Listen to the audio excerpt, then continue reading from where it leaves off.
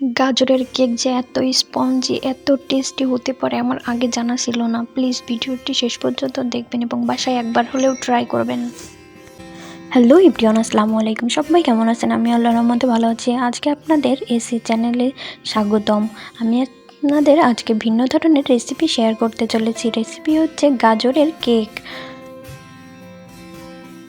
চলেন কথা না বাড়িয়ে লোভনীয় ডেজার্টটি শেয়ার করা যাক।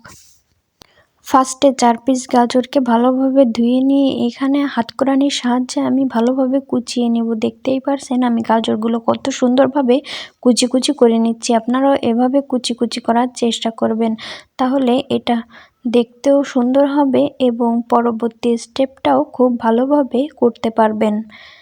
তারপর আমি এখানে একটা কাচের মোল্ড নিয়ে এইখানে সেই গাজর কুচিগুলো দিয়ে দেব।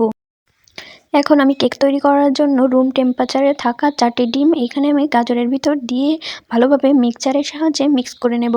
আপনারা এই ডিমগুলো ফ্রোজেন করা ডিম না নিলে খুব ভালো হবে। কেক করার সময় সবসময় মাথায় রাখতে হবে রুম টেম্পারেচারে থাকা ডিমগুলো নেওয়ার জন্য, তাহলে কেকটা খুব স্পঞ্জি হবে এবং খেতেও অনেক ভালো লাগবে। এখন এখানে আমি 2 কাপ সুগার নিয়ে নিব। এই সুগারগুলোকে ভালোভাবে একসাথে মিক্সারে মিক্স করে নিতে হবে। দেখতেই পারছেন আমি কতটুকু নিয়েছি, আপনারা আপনাদের পরিমাণ মতো নিতে পারেন, কিন্তু এখানে 2 কাপ নিলেই ভালো হয়। 4টা গাজরের জন্য 2 কাপ চিনি বেস্ট। এখানে আমি 1 টিস্পুন ভ্যানিলা এসেন্স দিয়ে নিলাম। এখন এটাকে আমি মিক্স করে নিব খুব ভালোভাবে। তারপরে এইখানে 1 টিস্পুন তেল দিয়ে দেব, সয়াবিন তেল। এখানে সরিষার তেল ইউজ করলে হবে না। সবসময় মাথায় রাখতে হবে কেক করার জন্য সয়াবিন তেলই পারফেক্ট, সরিষার তেল এখানে খাটে না। তারপরে আলাদা একটা মোল্ড নিয়ে এখানে চালনির সাহায্যে আমি কিছু শুকনো উপকরণ চেলে নেব। এখন আমি এখানে 2 কাপ আটা, আপনারা ময়দাও ইউজ করতে পারেন, আমি এখানে আটা নিচ্ছি। চালনির সাহায্যে এটাকে আমি চেলে নিব। তারপরে আমি এখানে 2 teaspoon baking soda, 2 teaspoon cocoa powder, 1 teaspoon salt, এই শুকনো উপকরণগুলো দিয়ে চালনির সাহায্যে খুব ভালোভাবে চেলে নিব। এখন ওই গাজরের মোল্ডটা শুকনো উপকরণের ভেতর ঢেলে দিয়ে ভালোভাবে মিক্স করে নিতে হবে।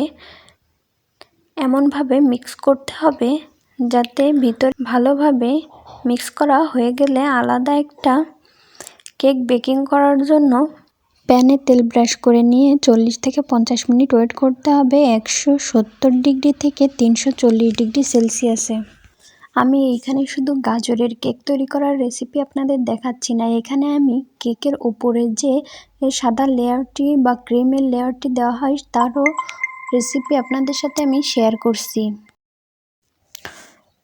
2 টিস্পুন বাটার নিয়ে এখানে মিক্সচারের সাহায্যে ভালোভাবে ব্লেন্ড করে নেব। তারপরে এইখানে যখন বাটারটি ব্লেন্ড হয়ে যাবে এর সাথে দিয়ে দেব কিছু হুইপ ক্রিম। আপনারা এটা অ্যাভয়েড করতে পারেন, এখানে সুগার ইউজ করতে পারেন। আমি এখানে এটা দিয়ে সুন্দরভাবে মিক্সচারের সাহায্যে মিক্স করে নিচ্ছি। তারপরে এখানে আমি দিয়ে পরিমাণ মতো চিনির পাউডার দিয়ে নিব। এখানে আমি গুঁড়া চিনি ইউজ করছি না, আপনারা চাইলে গুঁড়া চিনিও ইউজ করতে পারেন। আমি এখানে ভালোভাবে মিক্সারের সাহায্যে একটা পারফেক্ট ক্রিম তৈরি করে নেব। এখন আমি সেই কেকটিকে ওভেন থেকে নামিয়েছি, দেখেন কেকটি কতটা পারফেক্ট হয়েছে। এখন এই যে ক্রিমটা বানিয়ে নিলাম সেটাকে আমি কেকের ওপর দিয়ে সাজিয়ে দেখাচ্ছি, দেখেন কতটা পারফেক্ট হয়েছে। দেখতেই পারছেন ক্রিমটা কতটা পারফেক্টভাবে কেকের সাথে লেগে যাচ্ছে। এখন এটাকে আমি আপনাদের কেটে দেখাবো কেকটি কতটা পারফেক্ট হয়েছে। বাসায় একবার ট্রাই না করলে বুঝতেই পারবেন না গাজরের কেক যে এতটা টেস্টি। আমার এই রেসিপি ফলো করে অবশ্যই বাসায় একবার হলেও ট্রাই করবেন। মুখে স্বাদ লেগে থাকার মতন এরকম একটা ডেজার্ট বানানো যদি আপনি শিখে যান তাহলে আপনার প্রতি মাসে অনেক টাকা সেভ করতে পারবেন এই ডেজার্টটি বাসায় বানিয়ে। খুব কম খরচে এই ডেজার্টটি আপনি বানিয়ে ফেলতে পারবেন। আজকের মতো এইখানে বিদায়, আল্লাহ হাফেজ, ভালো থাকবেন সবাই।